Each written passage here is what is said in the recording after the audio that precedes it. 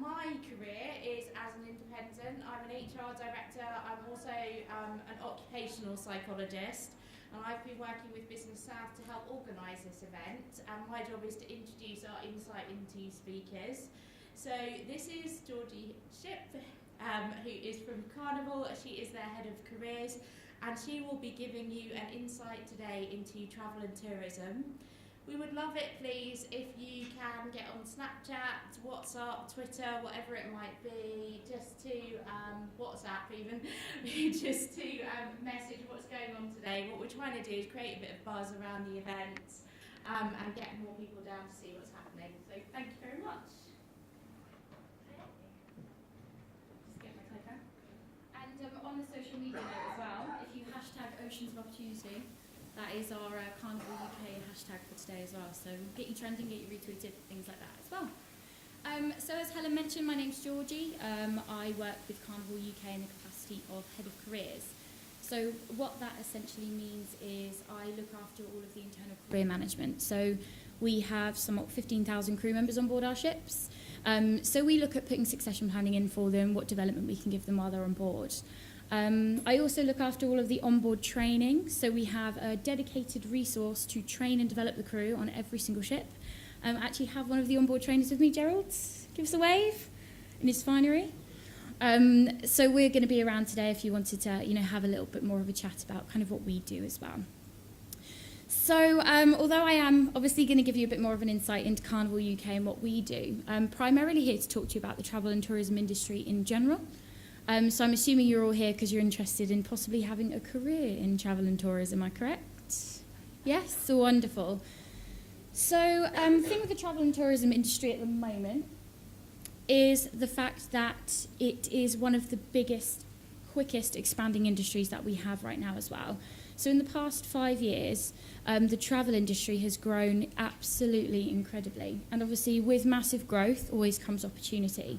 So there are currently a lot of opportunities available in big companies and small companies in all sorts of sectors within the travel industry as well. So now is a really, really good time to start putting that groundwork in and starting to get those foundation skills that later on in your career are going to serve you really, really well, because it is becoming to be a very, very competitive market from a recruitment perspective. So when we're talking about travel, obviously a lot of this is going to be ship-based for me because it's my area of expertise, but it covers off a whole manner of shore, ship, roles, aviation.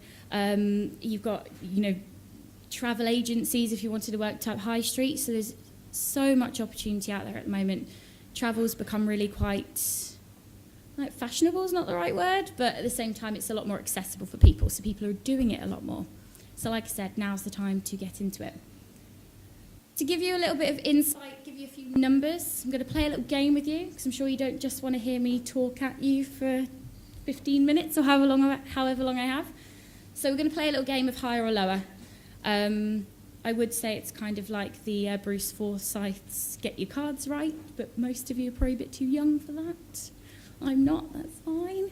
So I'm going to pose a question to you, and I'm going to give you a scenario, and I'm going to ask you if you think the number is higher or lower. So my first one is, St Mary's Stadium, where we are today, has a capacity of 35,505 people. Do we think that the number of crew that we employ on board our Carnival UK fleet is higher or lower than that number? Higher? General consensus higher? Anyone for lower? Oh, a couple of lower, okay. So out of interest, the people who think it's higher, what number do you reckon we employ on our fleet? Any guesses? Carnival UK, so that's our P&O and Cunard cruise lines. It's 11 ships. 50,000? Any advance on 50? I feel like I'm at an auction. Should have a gavel. It's actually lower. So we employ 15,000 crew members on board the Carnival UK fleet. As I mentioned, that's 11 ships across P&O and Cunard. But we do have another one joining us in 2020, so that number is going to go up significantly. We also employ over 1,000 support members of staff that work in our Southampton offices. And Carnival UK is obviously a very, very small part of Carnival Corporation, so you can imagine the number across the entire brand. So do we think that that number 15,000 is higher or lower than the gross tonnage of our largest ship? Higher? So we think 15,000 is higher than the gross tonnage of our largest ship, yep? No, lower.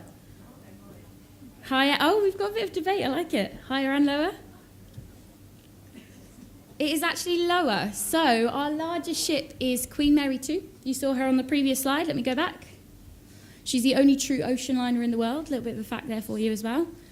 She sits at 154,000 gross tons. So she's currently the largest ship across our Carnival UK fleet, but she will be overtaken by our new ship, who is going to be 180,000 gross tons. Massive. So it'll be very, very interesting when she comes out.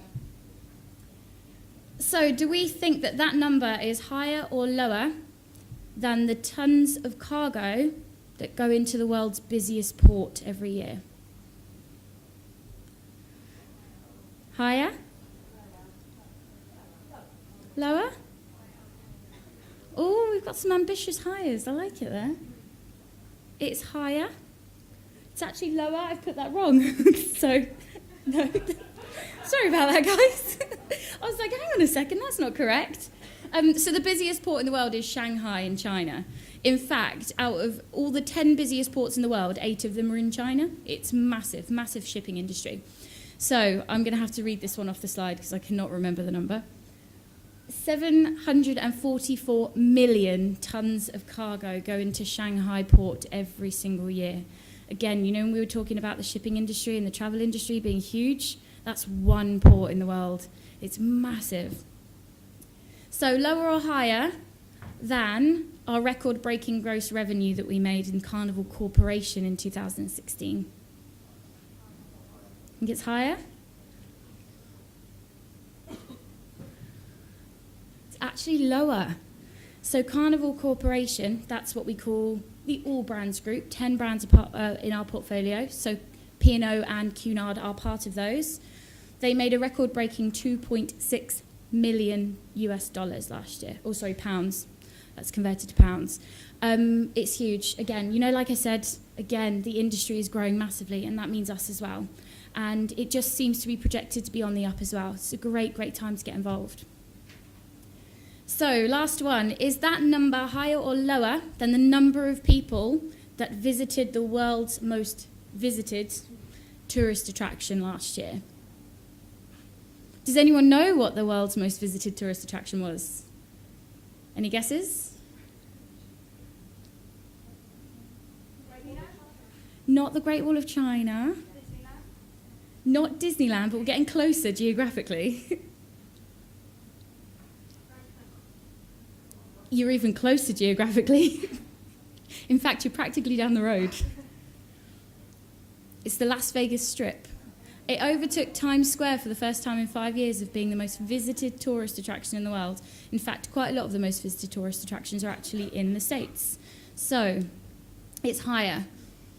39,688,221 people visited the Las Vegas Strip last year. I don't know how they got that number so specific. Maybe it's to do with the hotels.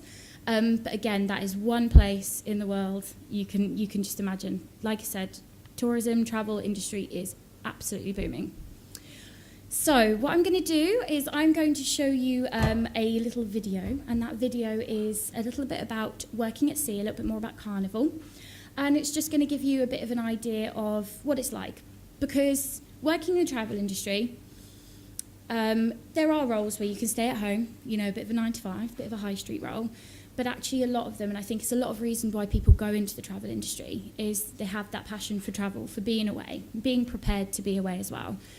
And when you work in roles like at sea, or, you know, you work in aviation as you know, cabin crew or whatever it is you decide you want to do, you know, that element of travel is really, really exciting. It's hard work. You know, I myself worked on board the ships for 2 years up until this summer, and it is by far one of the most challenging things, you know, physically, mentally, that you could ever possibly do. You work 7 days a week, you work 10 hours a day for 4 months solidly. But you do get a nice 2 months off at the end of it to do whatever you like with, which is awesome. It's hard work, but the rewards are incredible. The places you get to see, the people you get to meet. So I think this video in particular is a really, really nice showcase for that. So I'm going to play it. We got sound?